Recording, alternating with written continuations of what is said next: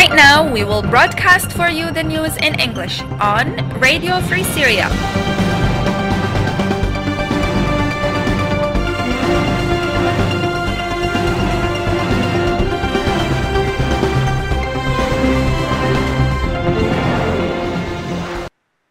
Welcome to our news hour in English. I am Marwan Kadro and I will be with you during this news hour from Radio Free Syria. We will start from the headlines and particularly this time from the local coordination committees in Syria.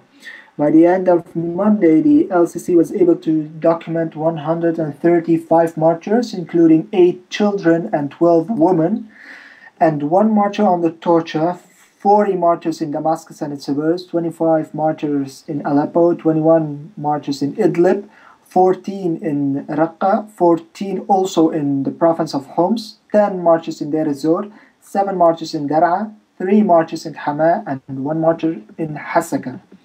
The local coordination committees also documented 384 points that were targeted by shells across Syria, including 26 points that were shelled by regime warplanes, 4 points using Scud missiles, 2 points using surface-to-surface missiles, 3 points using barrel bombs, 3 points with vacuum bombs, 157 points using heavy caliber artillery, 93 points with mortars, and 99 with rockets. The Free Syrian Army clashed with the regime forces in 162 locations. The fiercest clashes were reported in Damascus and its suburbs, where the FSA managed to successfully bomb a tank in the tank park in Jobar and Tripicana checkpoint in Kabul. The FSA targeted a checkpoint at the beginning of Wadi Mashari and repelled several attempts of the regime forces to storm the villages surrounding Yabrud in Damascus suburbs. In Aleppo, the Free Syrian Army shot down a helicopter in Mennagh military airport and directly hit a MiG jet flying above Queres airport. The FSA also repelled the attempts of the regime forces to storm Tel Shaib from Turkan, causing substantial losses to regime forces. In Idlib, the Free Syrian Army liberated 2 checkpoints on the outskirts of the city and shelled the national security headquarters with heavy caliber artillery. In Homs, the Free Syrian Army ambushed regime forces on the southern entrance of Shamsiya village near Crac de Chevalier, killing many pro-regime thugs, Shabiha, and regime soldiers, and destroyed a number of personal carriers and other materials belonging to the regime in cities and towns across Syria. We will start this time from the capital. The Free Syrian Army have shelled a checkpoint of the regime forces in Al-Salihiyya neighborhood as a massive explosion have been heard near to the public palace. Meanwhile, heavy shelling continued on Jobar neighborhood from the tanks that are located in Ain Tarma. Moreover, heavy battles between the Free Syrian Army and the Assad forces in Yarmouk refugee camp, as both sides have used heavy artillery. Moving to the suburbs of Damascus, the 7th Brigade of the Assad regime have shelled the village of Zakiya by using rocket launchers, as Al-Zabadani had been also under heavy shelling. The Free Syrian Army addressed the attack of the regime forces on Yabrud, as the Assad forces have shelled the area randomly. Moreover, the FSA also addressed Hezbollah militias attack who have tried to enter Syria from Lebanon. Heavy shelling on the villages of Deir al-Asafir and Jisrin from warplanes. Heavy gunfire have been heard in Harasta, as several mortars have been dropped in Al-Husayniya refugee camp. Moving to Aleppo, the Free Syrian Army was able to drop 3 different warplanes of the regime forces in Aleppo, as the Assad forces continued dropping TNT barrels. Meanwhile, heavy shelling from warplanes on the eastern side of Aleppo's countryside. Moving to central Syria and in the province of Homs, several soldiers of the Assad regime have been killed on the hands of the Free Syrian Army in Qal'at al-Husn, as heavy shelling with heavy artillery and rocket launchers continued on the same village. Several injuries in Al-Rastan city in the northern countryside of Homs due to the heavy shelling. Meanwhile, renewed shelling on the city of Al-Qusayr. Moving to Hama, the Assad forces have entered the village of Qbabiyat and Khartin by using heavy shelling. Moreover, the Assad forces have also entered the city of Mork from the southern side. Meanwhile, a big convoy of tanks and soldiers is on his way from the village of Al-Suqaylabiya to Kafr Buda.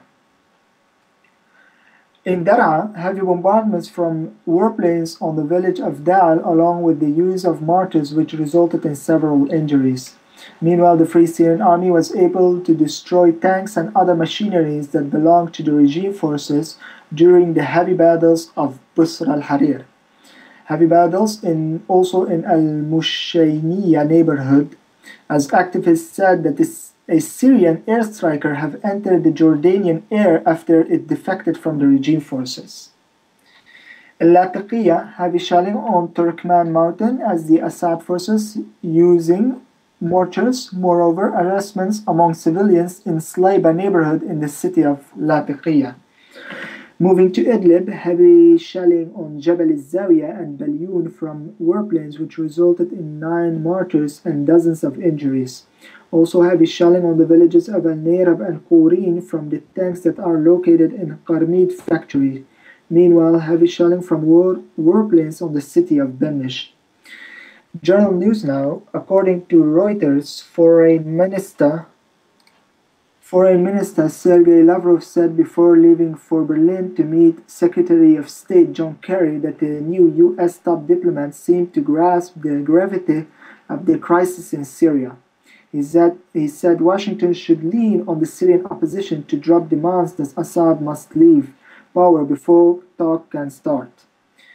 In our context with other countries that can influence the parties in Syria, we have noticed a growing understanding of the need to influence both the government and, first of all, the opposition, so that they do not come up with unrealistic requests as preconditions for the start of dialogue, Lavrov said after talks with Dutch Foreign Minister Frans Timmermans. This is what we will discuss with John Kerry today. During our latest phone conversation, I said the impression that he has an understanding of the acuteness of the situation in Syria. Moscow and Washington have been at loggerheads over Syria, where 17,000 people have been killed in a nearly 2-year-old conflict that began with a crackdown on street protests against Assad's rule. Moreover, and this time according to CNN, the Syrian National Coalition, the principal opposition group battling the government of President Bashar al-Assad, has changed its position and will attend an international meeting this week in Rome focused on the Syrian crisis. The coalition's leader, Ahmed Muaz al-Khatib, announced Monday on Facebook. The conference will include representatives from more than 60 countries working to end violence in the Middle Eastern nation that has already claimed nearly 70,000 lives. Early, the Syrian National Coalition had said its officials will not attend the Friends of Syria meeting to protest what it sees as a lack of effective action from the international community. Enough is enough. The whole world is not doing anything, Adib Shishakli, a coalition member, told CNN last week. We are not going to any more conferences. But Al-Khatib said on his Facebook post Monday that his group will now attend the conference after consultations with its member and others, as well as based on remarks by senior diplomats from the United States and the UK promising aid for the Syrians and criticizing al-Assad government. It was not immediately clear whether coalition leaders will now accept invitations to meetings in Washington and Moscow, which they said Friday they will not do. Early Monday, U.S. Secretary of State John Kerry rebutted criticism that the United States hasn't done enough to support the opposition. He said, "We are determined that the Syrian opposition is not going to be dabbling in the wind, wondering whether the support is or of its coming," Kerry said from London, "and we are determined to change the calculation on the ground for President al-Assad." Also, according to Associated Press, combat range near a historic mosque in the Syrian city of Aleppo on Tuesday, while anti-government activists reported fresh clashes near a police academy west of the city. The fighting near the Umayyad Mosque in the walled old city of Aleppo threatened to further damage to the 12th century structure, part of which was burned during clashes last year. Since July 2012, government forces and rebels seeking to topple President Bashar al-Assad have been fighting over Aleppo, the country's largest city and a major prize in the civil war. While rebels have gradually expanded the stuff under their control, fighting has left much of the city, considered one of Syria's most beautiful, in ruins. The British-based Syrian Observatory for Human Rights said Tuesday that rebels clashed with government forces near the Umayyad Mosque amid intense gunfire and explosions. Syria's state news agency said terrorists had detonated explosions near the mosque's south wall, causing material damages to the wall and the nearby area. Assad's regime refers to the opposition as terrorists. The mosque, also known as the Great Mosque of Aleppo, dates to the 12th century and sits near a medieval covered market in Aleppo's walled city, which is a UNESCO World Heritage Site. The mosque was heavily damaged in October 2012 and the fire torched in the market the months before. This was it for today. Thank you very much for listening. I am Marwan Kadro, along with me Islam and Idilbi. Please follow us on freesyriaradio.webs.com. You can also reach us through Skype on Syrian342. See you tomorrow. Bye-bye.